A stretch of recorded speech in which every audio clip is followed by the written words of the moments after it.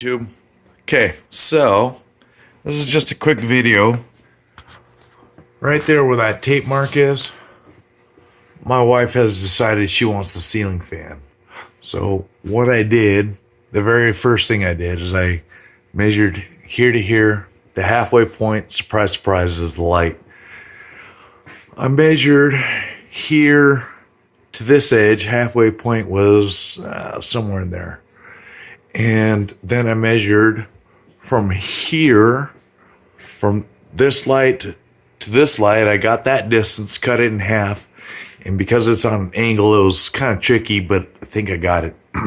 Okay, the biggest thing I'm covering with you here is what I did to, like I said, she wants the ceiling fan here. Now, I could have tapped off of this light for power, or I could have tapped off of this light for power. But problem is, this is not hot until the switch is thrown. Okay, which means that my fan wouldn't be working. If I put it on a remote, it wouldn't be working unless this light is on or this light is on. Now, as you can see, I have a switch here, and you can see I've already got wire there. Okay, this is the Nook light. This is the kitchen light. This is a three-way. This is a single pole. So what I did is I decided, now I could have used the single pole and I could have made two switches here.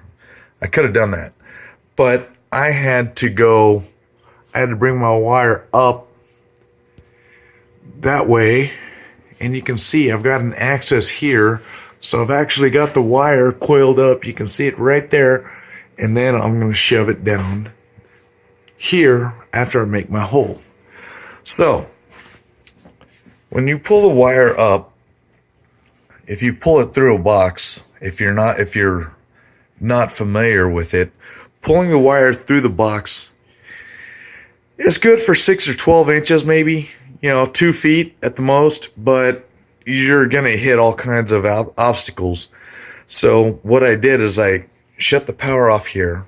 I notched this out for a 3-gang cut in, and then what I'm going to do is when I'm ready, I'm going to take the plate off, take the switches out, mark all the wires, because this is a 3-way, so I got to mark all the wires, and I know I've got a constant hot here, which will allow me to send us to go ahead and wire this in, so that I won't be reliant on this switch or this switch for my power. So yeah, I'm gonna pull this plate off, pull these switches out, mark all the wires. Then I'll use a regular screwdriver, and I'll just pry that box out. And that box, because it's just nailed in, that box you can either let it drop in the wall or you can pick it up.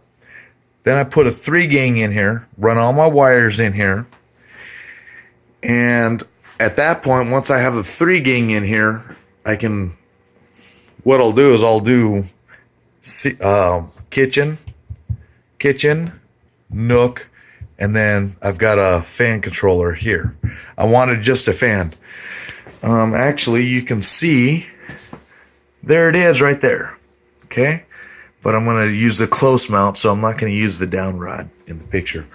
And as you can see, what I did is I pulled, this is no longer a fluorescent light. I've got 3 of these. 2 of them are still mounted. I pulled this one down. As you can see, there's the wire. Okay. So when I'm done with this, I'm gonna mud this back in, and then I'll put my light back in. But before I do that, let me get my flashlight, because my flash on the camera is only going to work so well. But you can see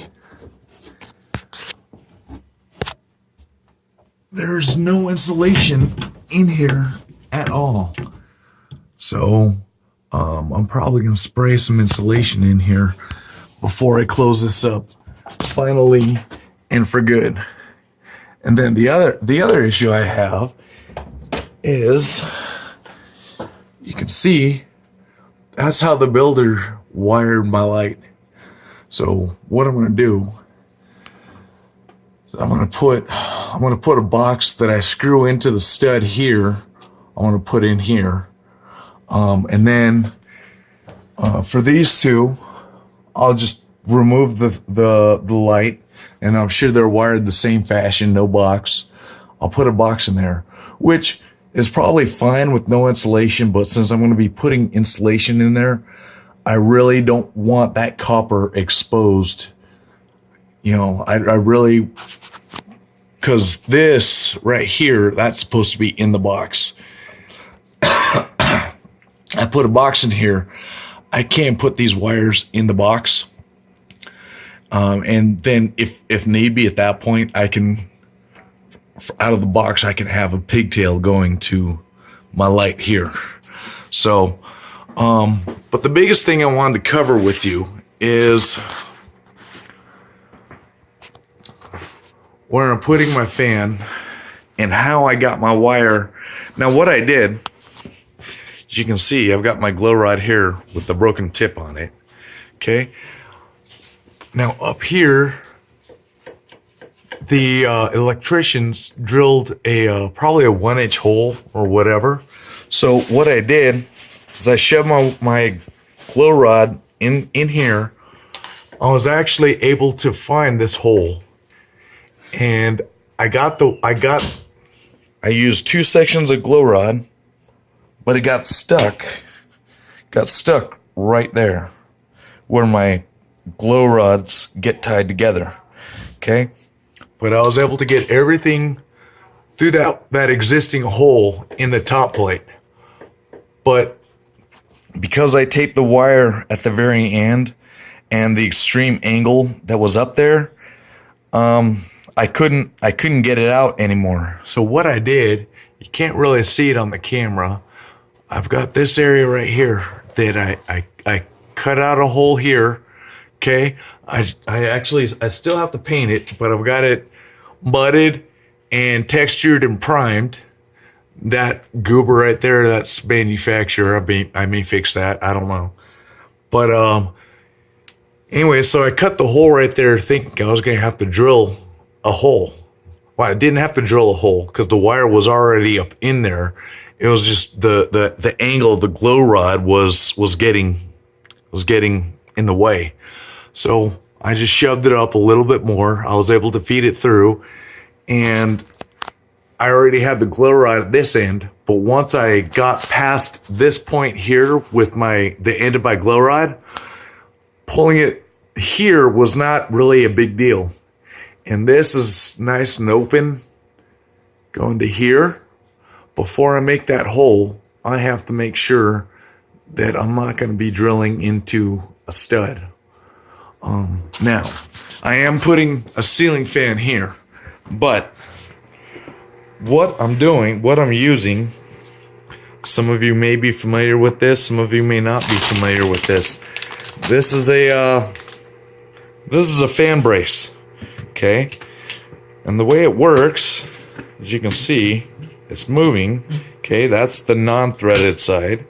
This, as you twist it, this expands or collapses.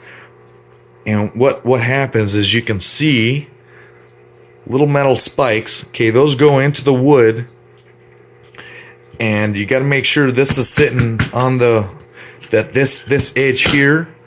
This edge here, you have to make sure is sitting on the sheetrock or the drywall. Okay. And then you like I said, you expand this out, and then one end grabs one piece of wood, one end grabs the other piece of wood, and you crank it down. Now you can crank it by hand, or you can use a wrench, but don't go more than a quarter turn or whatever, because I've heard horror stories where people will crank this out and they'll actually separate the wood from its location, and they'll end up getting a crack in their sheetrock. Now, what you may be wondering about is what this is all about, okay? This is my homemade catch pan. Now, what I'm going to do is I'm going to get the appropriate saw. I just got this hole saw kit off of Amazon for like 16 bucks, okay? I had a hole saw to make my hole, I had a hole saw that I could just use to make that hole. And I've used that hole saw plenty. I don't know where it is. So I got a hole saw kit. I believe this is a 4-inch box, but I'll compare it, and I'll choose the appropriate size. And so what this goes on my drill. My drill will be on this side, of course, and then on this side will be the hole saw. And if I put it on slow speed, this will catch all of the dust that's produced by that hole saw. That's something I've never used before, never even thought of, but and this, you can see, I just cut like a 10-inch diameter circle. It's not really too circular, and then I cut, about a 2-inch piece here, and you can see, I just went around. Now you can use a bowl that flexes. I've seen the kits. You can spend like probably $20 for the specific hole saw, and it'll have a little catch pan on it. And it's what the little catch pan is it's a pliable bowl, and it will actually suck to the ceiling, and it's flexible so that it can go up as the drill's going up. Okay. Well, I decided I'd get a hole saw kit, and I realized that they're not quality. I get it. It's all good, but I'm drywall. So anyways, and then once I make my hole, after I've determined, now I have used these before. I've used the Lowe's brand. I've used the Home Depot brand. This one here is Westinghouse. I got this off of Amazon. They're all pretty much the same. Some of them are round. Some of them are hex. This one is square, obviously. Got my 3/8 nut driver. You can see the bracket goes here, and then what's going to happen is this box is going to go right here. I shove the bolts through the hole, and then I use I put my little nuts on there, and I'm able to crank it down. And I'm not looking to hang an 80-pound light, but still, I want some structure. Now, you can use this method for just a light, okay? But if you're gonna go through all the trouble and you are gonna install just a light, you might as well install this, because you never know what the future holds. So, in using these in the past, I have made my hole and found out after making my hole that I'm either partially into the wood, or you want to be probably at least a 1/4 inch or so off of the wood, because of the fact that just how this grabs. So you probably want to be about a 1/4 inch or so off of the stud. Okay, and obviously you can put this in either way. So it really doesn't matter. But the biggest point of this video is I wanted to share with you, I did end up, like I said, I shoved my glow rod up into here. I grabbed I was able to get into the existing hole, but it got stuck, and I was trying to not have to make holes in my wall. Now, I did make a hole up here, but it's really, it's been patched, and it does stick out a little bit, but because of the fact that it's not in your face, it won't be as obvious. So yeah, that's what I have going on. I don't know if I'm going to shoot a video when I do my installation. That's probably going to be a while from now. So I got to think of, do I want to just put this piece of wood in, or put this piece of drywall in and then put the light back in? Because it could be upwards of 6 months before I can do the installation. And then I don't know, I'm probably have to cut another hole down there. I don't know if I can use that vent. If I can get in through that vent, I don't know if I can do that. And then another thing, let me show you. We plan on installing a return right here. Okay, so I'm going to cut a hole. While I've got the hole cut, I'm going to go ahead and buy my return. I'm going to get the vent hose. I'm going to go ahead and run it down that way, and I can use this to blow in insulation. I've got this door here is for my laundry room. I've got an attic access right here, and I can use it to shoot some this way, but I still may end up having to cut a hole if I can't access through that vent, or if that vent is too small. But anyways, that is not what this video is about. This video is about, like I said, what I did here. Because I've done this before, where you take out the existing box, you pry it out. And so I did this all the way up to here, and then from here, the wire is going to go to here. So the wire is essentially going to go straight down this way. That's just a pull point, an access point. So, yeah, comments, questions, whatever. Hit me up, give me some comments. Go ahead and like if this helped you out. But just an idea, like all my videos, just an idea of what you can do that might make life a little bit easier for you.